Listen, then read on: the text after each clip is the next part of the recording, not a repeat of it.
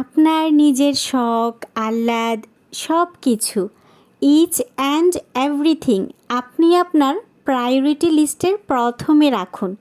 আপনি নিজেকে ভালোবাসতে শিখুন, তাহলেই কিন্তু অপরকে ভালো রাখতে পারবেন। বিকেলবেলায় গিয়েছিলাম গোমতী নদীর পাড়ে গোমতী বিলাসে। যাওয়ার পর প্রচণ্ড বৃষ্টি শুরু হয়। ভাবলাম অনেক দিন তো হলো বৃষ্টি বিলাস করি না, আজকে না হয় হুট করে একটু বৃষ্টি বিলাস করেই ফেলি। নিজেকে হ্যাপি রাখার আরও অনেক সিক্রেট আছে। সিক্রেটগুলো কি জানেন?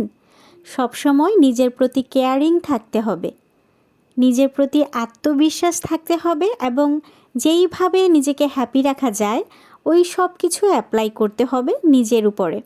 কে কী করলো, কে কী বলল, এসবে আসলে কান দেওয়া যাবে না বা তাদেরকে পাত্তা দেওয়া যাবে না।